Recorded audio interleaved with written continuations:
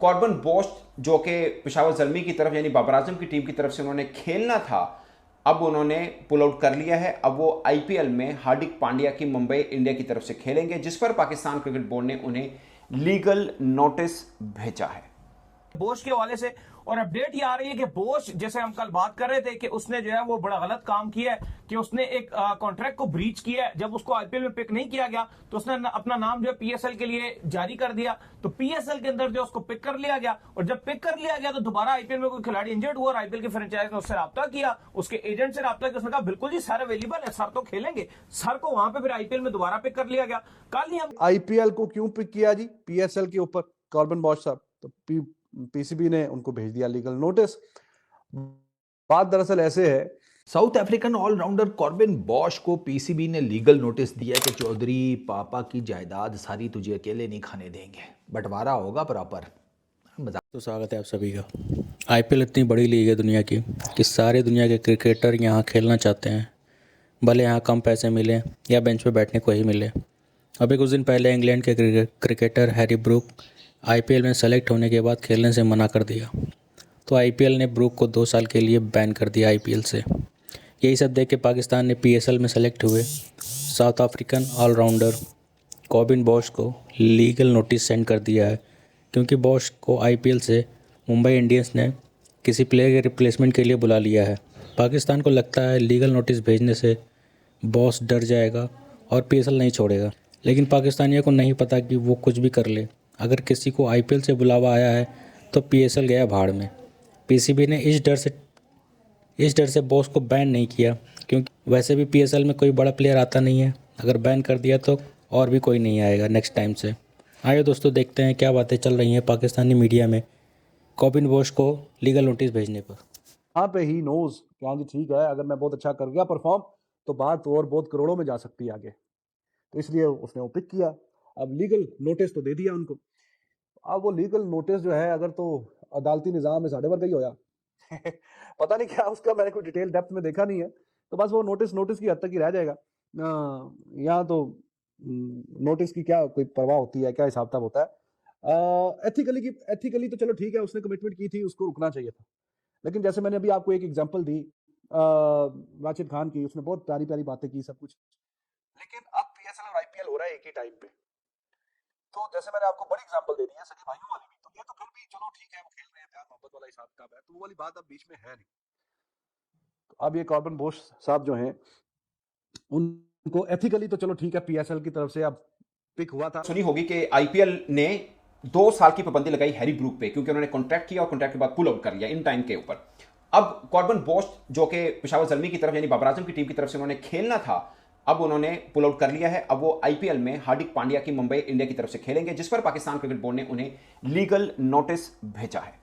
ये बहुत खास है, पाकिस्तान क्रिकेट बोर्ड ने ये स्टेप लिया है अपने, ये स्टेप बड़ा खास है कि ठीक है भाई, आपने हमारे साथ कॉन्ट्रैक्ट किया है, आप अपना कॉन्ट्रैक्ट को निभाइए। ये कौन सी बात है कि पाकिस्तान सुपर लीग शुरू होने वाली है, आपको आईपीएल में से किसी फ्रेंचाइज ने बुलाया और आप वहाँ पे चले गए हमें छोड़ के, ये तो कोई तरीका नहीं है, मतलब अनप्रोफेशनल बिहेवियर है। तो उसके जो एजेंट हैं उसके जरिए लीगल नोटिस भेज दिया। यहाँ तक मामला बिल्कुल ठीक है, बट क्या पाकिस्तान क्रिकेट बोर्ड को लीगल नोटिस भेजना चाहिए था या नहीं भेजना चाहिए था? दिखने में लग रहा है कि बिल्कुल भेजना चाहिए था भाई। अगर आईपीएल एक्शन ले सकती है हैरी ब्रूक जैसे क्रिकेटर पे, तो कॉर्बन बॉक्स तो छोटे कद का है और हैवी बोर्ड भी उनका छोटा है निस्बतन इंग्लैंड के, तो हम भी एक्शन लें, इसमें कोई बुराई नहीं है।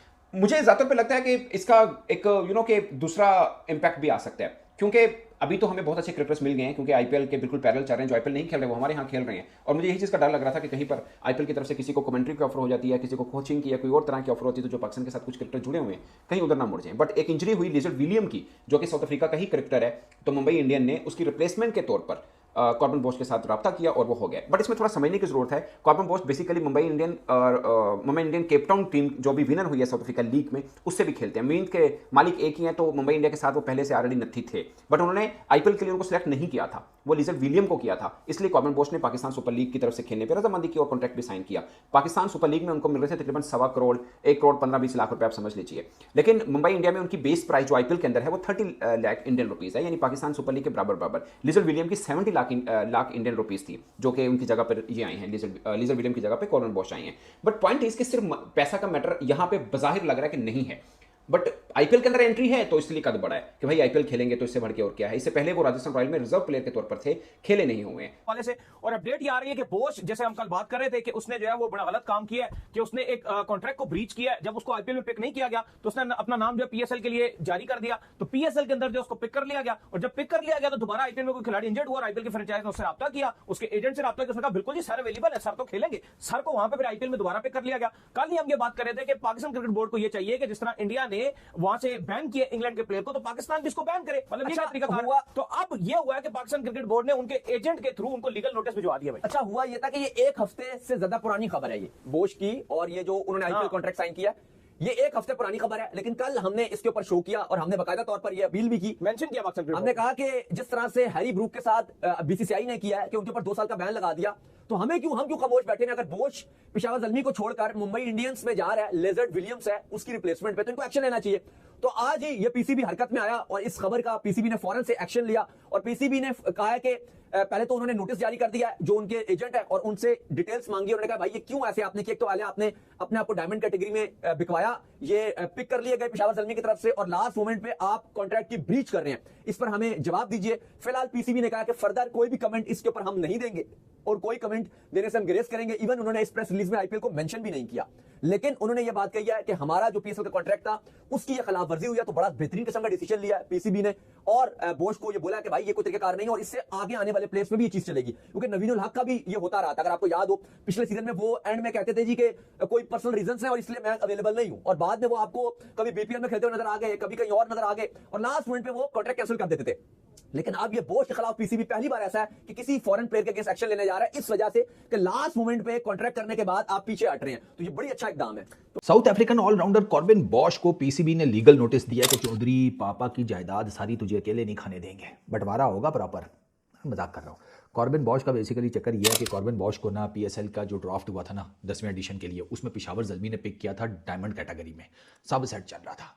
फिर कॉर्बिन बॉश भाई को ना आ गई कॉल आईपीएल से, वहाँ पर लिजर्ड विलियम्स वो मुंबई इंडियंस के लिए अनफिट हुआ और उन्होंने मुंबई इंडियंस ने रिप्लेसमेंट में बॉश को कांटेक्ट किया।